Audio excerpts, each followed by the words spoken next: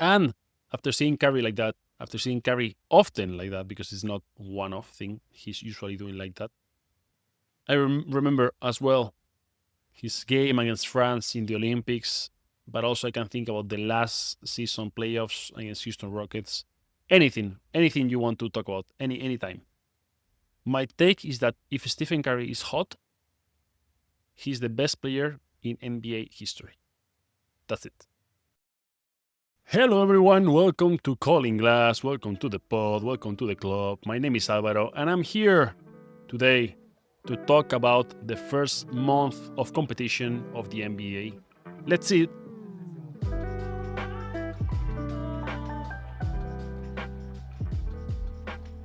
Hello, everyone. Welcome to the pod. Welcome back, or welcome for the first time. So, today it's been already 1 month of competition almost.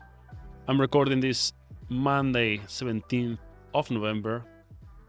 And today I want to talk about first rankings by teams. How are the teams right now? How are they doing?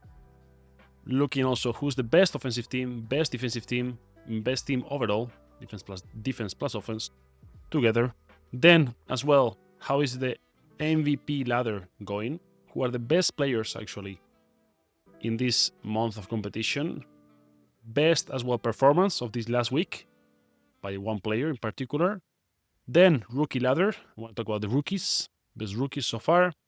And last, I will give my opinion about a couple of topics, a couple of games, a couple of things that I saw and that I want to talk about. So yeah. So let's start with how are the stats, how are the standings right now. Starting with the East, we have the first position, Detroit Pistons, a bit of a surprise. Kate Cunningham playing an amazing basketball. Detroit, 11 wins and 2 losses. New York Knicks, second position in the East, 8 and 4. Atlanta Hawks with Trae Young injured, 9 and 5. Cleveland, fourth, 9 and 5. Toronto Raptors, 8 and 5, a bit of a surprise as well, with a really bad start. Sixth position in the East for Philadelphia 76ers with 7 and 5. 7 Milwaukee with 8 and 6. 8 Miami with 7 and 6. And 9 Chicago Bulls with 6 and 6. I remember that the last time, 2 weeks ago when I did the podcast, Chicago was up 5 wins and 2 losses. Since then, they were playing great, it looked good, but since then, they lost 4 games and they only won 1. So yeah, I think this is more normal for Chicago, to be honest. Giddey, I like Giddey. I think he's playing great. I'm surprised. I think he's a great ball handler in between traffic. It's kind of amazing. People say that he doesn't have a lot of talent, but I think he does, actually. I think he doesn't look like he does, but I think he does. And I think it's pretty amazing how well he moves in traffic without losing the handle. It's pretty impressive. In the West, we have number 1, no surprises here, OKC with 13 wins and 1 loss. In the second position is Denver Nuggets with 10 wins and 2 losses. Houston third, 9 and 3. Los Angeles Lakers 10 and 4th. San Antonio Spurs 5th with 9 and 4. Minnesota Timberwolves 6th with 8 and 5. Golden State Warriors 7th with 9 and 6. 8th is Phoenix Suns with 8 wins and 6 losses. I want to say that San Antonio and Warriors, they face each other twice, with both wins going to Golden State Warriors. So yeah, that's something to say. I will talk about Curry later. Now, who is the best offense in the NBA? The best offense per 100 possessions, the best rating, offensive rating, is by Houston Rockets with 125 points per 100 possessions. Number 2 best offense is Denver Nuggets, 124. Knicks third, 123. Minnesota fourth, 120. And OKC fifth best offense in the league with 119 points per 100 possessions. Best defense, OKC starts this one. No surprises from last year. Rating of 104 points allowed per 100 possessions. Second is Detroit Pistons. That's why they are winning so much. 110 points allowed. Denver third. Fourth is Dallas. They allow 111 112 points per 100 possessions. That's good. The issue for them comes in offense, which they only score 106 points per 100 possessions. So, that's why they have a losing record. And then San Antonio Spurs closing the top 5 of best defenses in the NBA. And then overall, if we add up the points of offense and we subtract the points of defense rating, we have the net rating table, which number 1 is OKC with plus 15 of net rating, Denver plus 13, Houston is third with plus 12, then the Knicks with plus 7, San Antonio closing the top 5 with plus 7 as well. Then there's Detroit with plus 6. So yeah, many West teams in the first positions: OKC, Denver, and Houston, and San Antonio. Before I move on with the players, I want to talk about one team. I wanted to talk before about it. Now they lost 3 games in a row, so maybe it's less. How do I say? It suits better. It suits worse now, this talk that I want to make, because they lost 3 games in a row, and it's Miami Heat. I wanted to talk about this when they were 7-3 and they were third in the East. Now they're 7-6. I think it's a bad luck now, but anyways, why I want to talk about them? Well, because last season, they lost mid-season or after mid-season their star, Jimmy J. Buckets, Jimmy Butler. And this year, they are doing something a bit different. They have reconstructed the team not by changing the players, but by changing the tactics. And it's working out pretty well. Miami is the fastest team in the NBA. They have the highest pace of 100, almost 6 positions per game, first in the NBA. They also have the highest scoring points per game, not per possession, but per game, with 125. They also have the 5th most allowed points per game because they play pretty quick, 122. And I think that's pretty interesting. They change the way they play, and now they are playing a very, very quick, fast-paced game. They have also 10 players in rotation, without counting Tyler Hero, that is still injured. 10 players with more than 15 minutes per game. Out of those 10 players, 9 of them are scoring more than 9 points per game, which is also surprising. Anyone in Miami that is in the court, if they receive the ball in transition, they will attack the rim. There is no speculation. There are not that many set plays. It's all fast defense, run, play in transition, attack, kick out, shoot the three. That's what they're doing. Pretty interesting. And I want to talk about certain players because Bam Adebayo is a different player from last year. Bam Adebayo now is a 3-point specialist. It's not a 3-point specialist, but he's shooting 6 3-pointers per game at a 34% rate, which is not bad at all. He's scoring 20 points per game. Bam Adebayo is the first time that I see him shooting threes. He used to be good in the mid-range. He worked, I guess, this summer, and he has extended. He has been able to take 2 steps back and 2 step back, and he's able to shoot with a good mechanics and with good percentage. I think 34 is good enough. And very, very confidently he's shooting those threes. Like 6 is a lot of threes. And he's making them, and he's playing great doing that. I'm not surprised about that. I'm also surprised about Norman Powell, which he's scoring 26 points per game with a 48% rate from 3-point line. Amazing. And then I want to talk about other players that they have, because I feel like they have a good amount of wings, athletic defenders or athletic players, let's say in general. Like apart from Powell and Bam Adebayo, they have Andrew Wiggins, which is also playing good, 18 points per game. Jaime Jaquez as well, 18 points per game.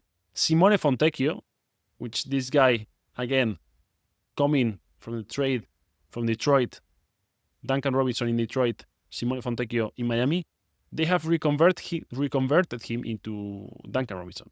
This guy is shooting threes, many threes, and shooting with a high percentage. And I think, Miami always does this. They get a player that is not that well known, that is not playing that great, and they use him to the max of his capabilities. And that's what they are doing with Simone Fontecchio. They also have Niko Jovic, Per Larsson, the Swedish guy, Also playing many minutes, starting in the game. Very surprising. He's a very athletic guy. Again, from not playing, from no one knowing who this guy was, to now starting in the Miami Heat.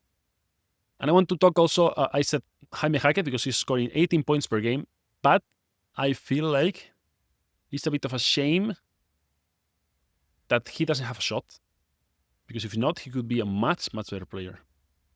Not only he misses the shot, the outside shot, but he also misses the finishing around the basket or near the basket. He's good, he's athletic, he's big, he's strong, his mentality is very good. He has the handle. I think he lacks the finishing package or back, let's say like that, because it's not only the touch, but I feel like the touch might be it, but I think he also misses the last two steps. Like he doesn't know what to do to shoot. And sometimes I see him attacking the rim and then not knowing what to do. And yeah, and I think physically he could shoot almost over or pushing everyone. And yeah, and I hope he develops that shot because I think he's a fantastic player. Talking about fantastic players, here I go with the ladder of the MVP, or who has been the best players so far in this month of competition. Honorable mentions first: Donovan Mitchell, 30 points per game, 6 assists actually, shooting 39% from 3, and with a plus 16 on-off. This means that when he's on the court, Cleveland is 16 points better than when he's off the court. That doesn't mean that Cleveland outscores their opponents plus 16 when he's playing. No, it means that they could outscore them by 10 per 100 possessions when he's playing, but they could get outscored by 6 when he's on the bench. That's why they have the plus 16. Anyways, I wanted to remark this because I'm going to mention all the on-offs of these players. Austin Reeves, the Laker boy, and the Angelino. Austin Reeves, 30 points per game. Very surprising, very good. With 8 assists per game and with a plus 13.5 on-off. Tyrese Maxey, plus 13 on-off with 32 points, 8 assists, and 41% from 3. I already talked about Maxey in the last podcast. I think this guy is playing amazing. For sure, he's going to be All-NBA. For now, in my opinion, he will be second team, but yes, he's there. He's there. He's very close to being in the MVP real conversation. Because here I have the top 5 MVP ladder players. I have in the 5th position, Victor Wembanyama. He dropped a bit. He started very strong. He's still going strong, but not strong.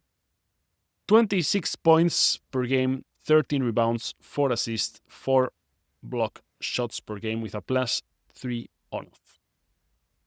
In the 4th position, in my opinion, is Lukita Doncic. 37 points per game, absurdity. 8 rebounds, assists per game. Also shooting a bit bad, the 3-point line, from the 3-point line, but it doesn't matter. He's still doing amazing. 31% from 3-point line and plus 8 on-off. Shai Gilgeous-Alexander, number 3. He's scoring 33 points per game, 5 rebounds, 7 assists with a plus 9 on-off. And then I have 2 players. In the 2nd position is Giannis Antetokounmpo with 33 points per game, 12 rebounds, 7 assists, and a plus 20 on-off. Ridiculous, that number. And then, number 1, a player that I thought this season he started a bit slower. I thought he was not on his prime anymore. I thought he was fatter, slower, with less energy, but I don't know, he's still doing amazing. And I think he has picked up a bit the pace because it's Nikola Jokic with 26 points per game, 13 rebounds, 11 assists, shooting 41% from 3-point line, and with a plus 20 as well of on versus off. Amazing for Denver Nuggets that they have a good team and still doing that. It's incredible. And I want to keep talking about Nikola Jokic because, like I said, I saw him fatter. I saw him fat, actually. Before I was seeing him chubby. First game of the season, this season, I saw him fat. He had a belly. He was moving less well. But it doesn't matter. Maybe he has picked up the pace. Maybe his strategy, he started a bit heavier and he starts to, lose the fat to arrive to the playoffs in the best conditions. It doesn't matter because this week he wins or he gets the best performance of the week with 55 points, 6 assists, 12 rebounds, 5 from 6 from threes in a game that he played 34 minutes, not 40, not 44, not 34 minutes against the Clippers, in which he had 25 points in the first quarter.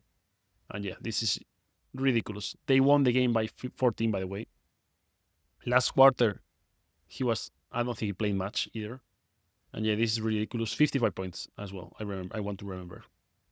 And yeah, that's the best performance of the week. I cannot give it to anyone else. But I want to mention other players that did great as well. Grayson Allen, surprising one. 42 points in a win against New Orleans Pelicans. Not the best team to play against. Probably the best team to play against. But yeah, 42 points with 10 3-pointers from 15 tries. Incredible. He only missed those 5 field goals, those 5 3-pointers. He shot amazingly, 42 points. Then, as well, Donovan Mitchell had a great game against Philadelphia on a win, 46 points and 8 assists. And lastly, I have a double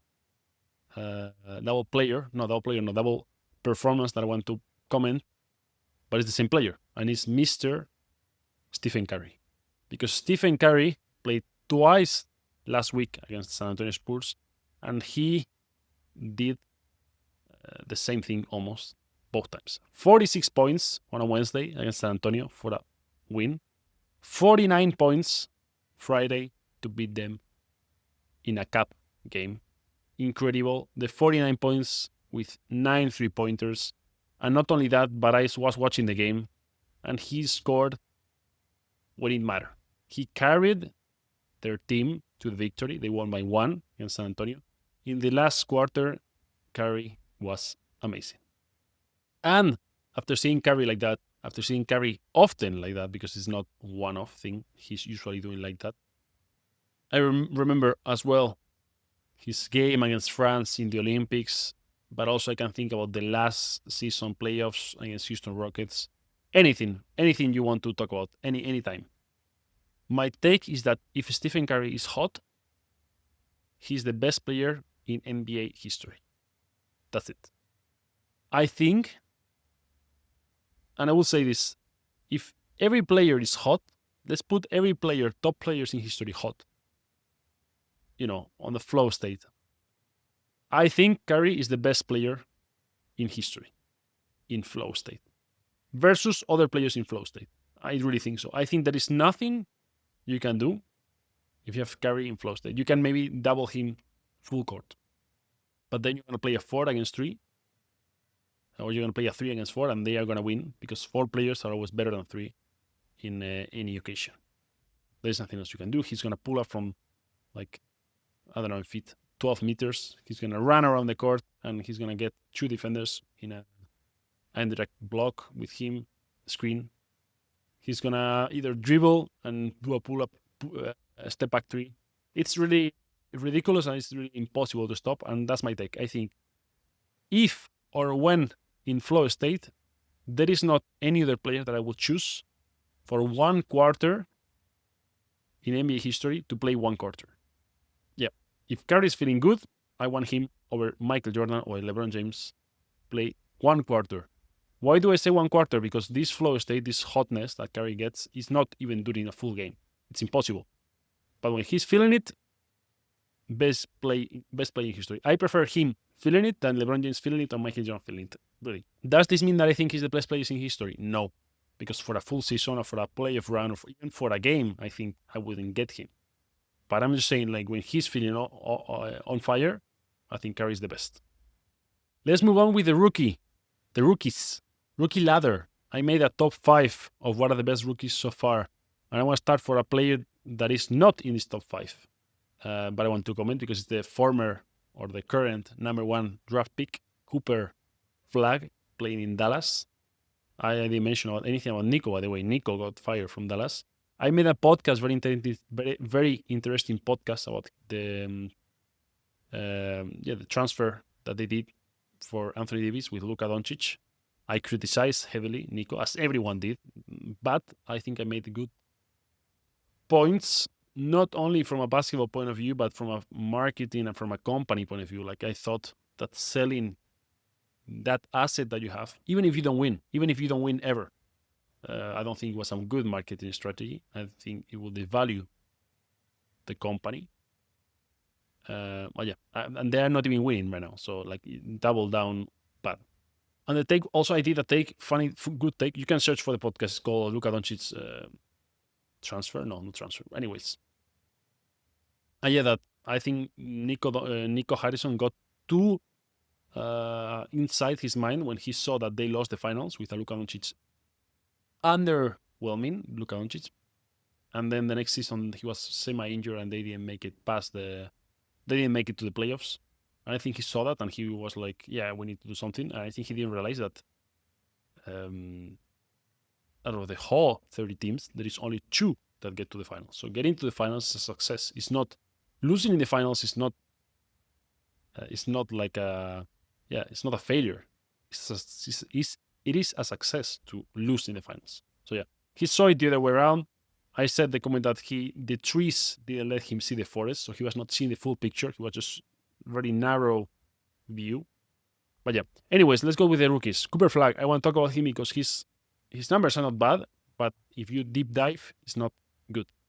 15 points per game, 7 rebounds, 3 assists for Cooper Flag, but shooting 28% from 3, and with an on-off of minus 20. That's pretty bad. That's why he's not entering in top 5. Still early in the season, I think there is some tactical issues that he's having to deal with. He's not a point guard. I think you know about that already. But yeah, on the top 5, starting in the top 5, counting up to down, so first, is Con Kneppel, the former teammate of Cooper Flag in Duke. He's now playing the Charlotte Hornets. He's averaging 18 points per game, 6 rebounds, 3 assists, shooting 8 3-pointers per game, scoring them at a 41% rate. Pretty good for Con Kneppel, although Charlotte is not the best team in the league, so that's why he's not higher. In the 4th position, I have Dylan Harper, the number 2 of this draft. Only 6 games played. He's currently injured, that's why he's not higher, but 14 points per game, 4 rebounds, 4 assists, with a on-off of plus 17 when he's on the court. Pretty good for Dylan Harper. But again, only 6 games, so I took that into consideration. On the 3rd position on the rookie ladder is Ryan Kalkbrenner from Charlotte as well. He's scoring 10 points per game, 7 rebounds, and shooting 82% from the field goal. Very effective center that Charlotte has. He's starting, actually. Number 2 in the rookie ladder is one of my favorites. I talked about him in the last podcast. I really like him. He's a bit more down from the start because he started way too much on fire, like absurd. But now he's a bit more like normal what he's doing now. It's VJ Edgecombe from the Philadelphia 76ers. 16 points per game, 6 rebounds, 4 assists, shooting 6 3-pointers per game at a 38% rate and with an on-off positive of plus 5. And he's playing many, many minutes, so this is harder to do, to maintain a higher on-off when you're playing big minutes. Lastly, at number 1, I have a player that many, or including me, didn't know about. He's the 11th number of the draft from this season, and it's Cedric Coward from the Memphis Grizzlies. He's playing great. He's a 6'6" guard, good shooter, not very athletic, but doing his role to perfection. Smart, witty, shooting well. Yeah, he's like a very good role player. He's scoring 14 points per game, 6 rebounds, 3 assists, and he has an on-off, which is pretty impressive, of plus 13 when he's on the court versus when he's off the court. I think Memphis should look at this and should play him more even. And that's why I have it as number 1 currently in the rookie ladder. So that's all about the current month of NBA season, but I want to add a couple of comments. The first one, it's about, I usually talk about this podcast or this channel because they also do videos, and it's Thinking Basketball. I love it. And the last video that they did, they talk about how the basketball has changed, especially in the last 15 years, from being a vertical game to being a horizontal game. Look at DJ. No. Vertical, horizontal. And why? Yeah, well, it was vertical before because offense, to solve defense, players used to shoot above the defenders. So they will either attack the rim, jump, finish with a dunk or with a layup, above the defense, or they were trying to shoot jump shots or fadeaways to shoot above the defense. So that was the basketball. That was the solutions that the players found. Now the game is much about horizontal forces. Players try to avoid defenses by moving themselves large distances with the steps. And of course, if you make horizontal force, you cannot make vertical force. It's impossible. When I was taught how to do a layup, they always told me that the first step needs to be long to get distance. The second step needs to be short to leap up. Now, players are doing very long steps all the time to try to get away from the defender or to try to get into the defender to push them. So yeah, that's why I really see that there is a difference in the game into vertical and horizontal. And the take that they do in the video is that it could be more pleasing to watch players leap in the air. That's how basketball got popular, with Michael Jordan leaping in the air, dunking or waiting in the air until everyone else fell down and shooting, than it is to see players sliding through the court. One of the reasons that they give to this new basketball game is the rule changes in specific due to the gather step or zero step, as it's called in FIBA, which is that once you stop the dribble, if you have a foot on the floor, that step does not count and you have 2 extra steps, which could mean that you have 2.5 steps. And that's why players are using that to advance as much as possible to shoot. I don't like the gather step. I think basketball is a game that is about to the whole point of basketball is to bounce the ball. So I don't like the other step. I think they should take it away. I think if you grab the ball and one foot is in the ground, that should count as step 1. I think they did this change actually to make it more spectacular, to give players more maybe more airtime, like be able to jump from farther away and do more things. But I think this has become the opposite. It has become less exciting to see players using so many steps.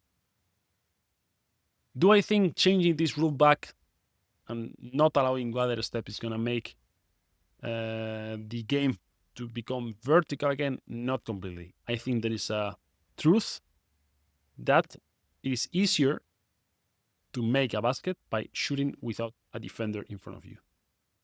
And players know that, and they are using this either by moving away from the defender, stepping away from the defender, doing a step back, side steps, or moving into the defender, pushing the defender away, and then shooting by yourself. But of course, without elevation, because there is nothing you can do. Yeah, that's what I see. I think the game, again, I will take away the gather step. I think the game actually, I like the game now. I think it's very exciting. But yes, I don't like to see that many steps that they, I don't see the point. I think they tried, okay, but I think it will go back to that. Do I think that they will go back to this kind of like jumping in the air, bumping in the defender and laying it up, which is very aesthetically visual? No, that's not effective. We are going to still see the offense with one less step, but they're going to bump into the defense and then try to lay it up by themselves. And I'm okay with that. But yeah, that was my whole opinion about that. I don't know if you have any opinions. I think it's very interesting. Last thing I want to talk about. Last thing of the podcast. It's a phrase that I heard during a transmission of a game. It was Miami Heat, if I remember correctly. And the main narrator said the following. After a Miami Heat player received in the 3-point line They catch the ball, they look around, they look at the feet, they took a step forward, they took a step back, and then they shot and they missed the 3-pointer. He said, hesitation is the best defender in the NBA. And what do I have to say to that is facts. This is completely true. If the player will have catch and shoot and shot with confidence, I think there is a much higher probability. We need to analyze that. Someone has to do a study, but probably it's much better to shoot with confidence out of a catch and shoot with a defender in your face than it is to grab the ball, look around, doubt, hesitate, and then shoot. And yeah, and I like the phrase a lot. I will use it. And yeah, hesitation, definitely. We talk a lot about like, what you need to do, like technically, and how you need to put your arms, your feet, etc., which is true.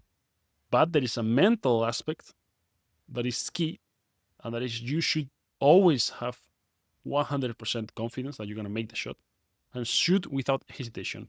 And and I love this phrase, and I think it's completely true. I think the best defender that you can have is yourself. There is no one. You have Caruso. No, it's worse to have yourself in your mind than to have Caruso in front of you physically. So yeah, hesitation is the best defender in the NBA. I like it, and I will use it when I see players doubting themselves. Okay. Now, having said that, it's all for today. I hope you're enjoying a lot the NBA. I hope you're having a great day, and see you on the next podcast. Bye-bye.